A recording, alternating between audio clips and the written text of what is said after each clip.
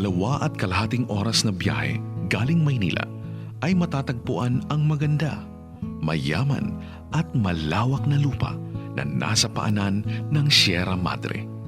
Ito ang pumukaw sa interes ni Ginoong Luis Villafuerte. Halos 40 taon na ang nakalipas nang nabili niya ang unang titulo ng lupain. Walang nakatira. Halos ang kabuuan nito ay bakahan. Nang sumunod pang mga taon ay mas marami pa ang nag-alok sa kanya.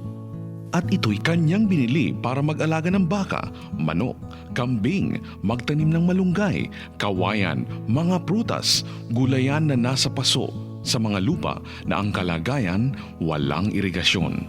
Naging mabilis ang paglipas ng panahon. Nagkaroon siya ng napakaraming katungkulan. Naging abala at hindi na nabisita ang Barangay Sibol at Barangay Kalumpang, kung saan bahagi ng lugar na ito ay kanyang nabili. Sa mga taong ito, lingid sa kaalaman niya, may mga tao na walang pahintulot sa may-ari ay pumasok at gustong magsaka kahit walang patubig at aasa lamang sa ulan kahit wala namang sapat na kikitain. Meron namang nagpuputol ng kahoy para gawing uling. Meron ding kumukuha ng CLOA na hindi naman nakatira sa lupa at nagpapagamit lamang sa mga taong gustong umagaw ng lupa kahit hindi naman kalipikado sa Agrarian Reform Program ng pamahalaan. 1988, sa ilalim ng administrasyon ni Pangulong Cory Aquino, isinabatas ang CARP, Comprehensive Agrarian Reform Program, o tinagurian ding CARL, na pinagtibay naman ng Republic Act 6657. Layunin ng CARP na bigyan ng lupain ang mga magsasakang walang sariling lupa. Kasama sa proyektong ito ang mga serbisyong tulad ng tulay, kalsada, irigasyon, pangkabuhayan at pangkaunlaran. Si Ginoong Luis Villafuerte bilang isang registered landowner ay taos sa pusong sumusuporta sa agrarian reform sa layunin nitong makatulong. Ngunit ang nais lamang niya na ang gamiting proseso ay naaayon sa batas. Malinaw na nakasaad sa Republic Act 6657, DAR, Administrative Order No. 13 Series of 1990, na lahat ng mga lupain na hindi patag at may higit sa 18% gulod pataas ay hindi masasakop ng CARP at ito'y mananatili sa may-ari. Dagdag pa rito, alam ng mga tubong sibol na ang kalawakang kanyang lupain ay bakahan at di angkop para sakahin.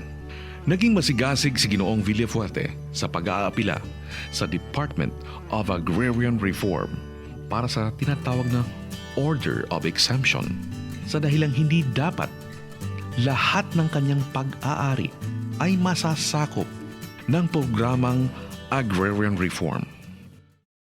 Ngunit ang hindi niya alam na habang siya ay nakikipag-ugnayan sa mga opisyales ng Department of Agrarian Reform, tuloy-tuloy ang mga ito sa pamimigay ng CLOA, Certificate of Land Ownership Award, sa mga mamamayan.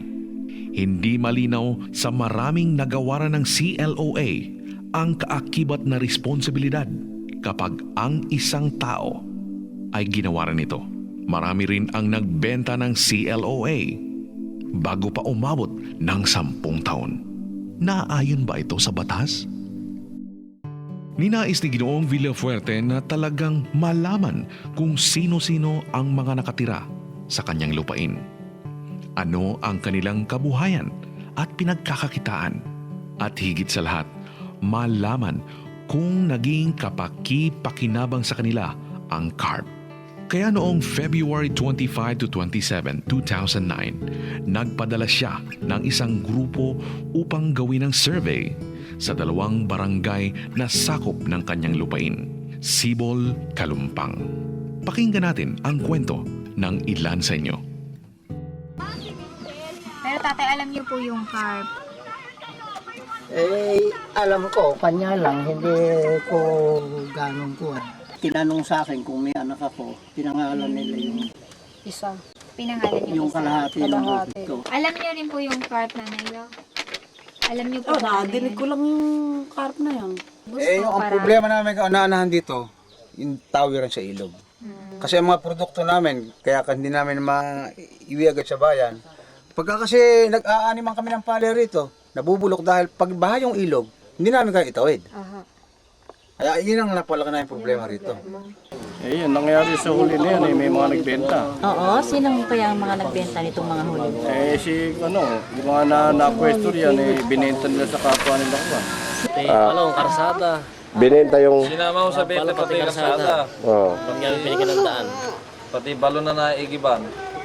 Pati yung sa dulo nung konti Pati dulo ng face pa, nakakuha. Kinuha pa pati gano'n. So malaki pala nasakop niya. Malaki yun. pero yung mali sa papel maliit lang. Sa papel maliit lang. Maliit lang sukat. Maliit lang ang square malaking niya. lupa, ibinenta. Tapos malaking lote ang nagbenta niya. Tapos binaril ka pa. Yeah, binarilo yan. Tama ho. Ayun. Binaril lang di sabog. Okay. Pero pa sa ulo. Yung nagbaril sa'yo, yung nagpabili. Yun ang nagbenta. Yung nagbenta. Masaklap. Yung mga nagbebenta na yan, sinasako pa yung mga lupa nung mga nagsasaka ron. Nasasama sa bentahan. Kaya ho yung mga nagsasakang hindi nag-aalis ng lupa, lumiliit yung sinasaka. Hawak niyo po ang klowa ni Mang Gregorio? Nasaan po? Wala ka mga klowa? Di ba na po yung klowa na? So, nung binili niyo po yun, binayaran niyo lang siya ng pera? Wala akong binigay sa inyo na kopya ng klowa? Wala. Basta nagkaroon ako magkasulatin sa barangay. Kasi hindi magkakaayos talaga pagka sinunod yung sukat nila no, tsaka yung apply nung nauna. Paano nila sinukat yung lupa? Sinukat ka nila yon nang hindi nila inabiso sa tao. Unang una, ala kami lahat doon nung sukatin. Anong sistema ng pagsukat nila? Hindi nga namin alam. Nilagyan ba ng muhon? Ano ba? Alam. Hindi na binabata ko Hindi na lang na gano'n. Pagka nanon, lana. Narinig ka tapos na. Sinabihan kayo na kayo ay recipient ng carp.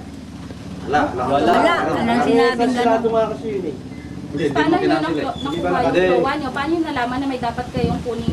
Pinatawag lang nila kami na meron na raw klowa. Siyempre, Paano kanya nanayad ninyo nung kumuha kayo ng klowa? may bot,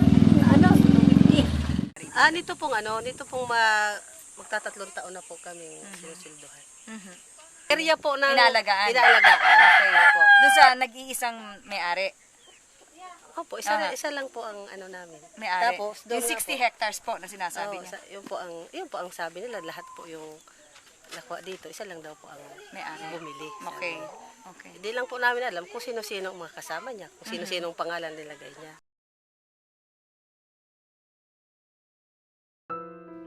Maliban sa mga kwentong narinig ninyo, napatunayan din na marami sa mga CLOA ang hirap sakahin ang kanilang lupain dahil ang bahaging ibinigay sa kanila ay hindi angkop sa pagsasaka at malinaw na linabag nito ang RA 6657. At dagdag pa rito, kapag ang lupa ay sinakop ng agrarian reform, responsibilidad ng pamahalaan ayon sa kanilang itinatag na primer na bigyan ng iba pang pangangailangan tulad ng tulay, irigasyon at iba pang proyektong makakatulong sa komunidad. Mula pa taong 1997 at 2003 ay nagbigay na ng certification ang DENR, Department of Environment and Natural Resources, ang isa sa katuwang ng ahensya ng DAR sa pagpapatupad ng CARP na ang lupain ni Ginoong Villafuerte ay 80% na hindi patag. Pagkatapos ng masusing pagsusuri at pangangalap ng impormasyon, March 2, 2009 ay ibinaba ang exemption order sa pag-aari ni Ginoong Villafuerte na nilagdaan ng direktor ng DAR na si Director Teofilo Inocencio. At ayon sa order of exemption na ito, 40 hektarya ng palayan lamang ang masasakop ng CARP. Iba't ibang istorya at haka-haka nang galing mismo sa mga taong nakatira dito. Meron ding nagsabi na may mga taong nasa listahan, ngunit ni isa sa mga taga rito ay walang nakakakilala sa barangay. Nakakapanlumo. Sa lahat ng ito ay nangyayari at nagagamit ang mga mamamayan ang walang kaalam-alam sa mga nangyayari sa kanilang paligid. Bigla na lang nilang malalaman na sila pala ay awardee ng CLOA. Samantalang nagkaroon ng exemption ang ibang bahagi ng lupain. Mayroon pang nagpalusot ng CLOA kahit labag sa batas. Nakita natin sa mga video clips na marami ang hindi nakakaintindi kung paano ang talagang proseso. Nagkaroon ng mga ahente, merong nakinabang, merong nagamit. Hangad naming malinawan kayo at makatulong ang pagpupulong na ito.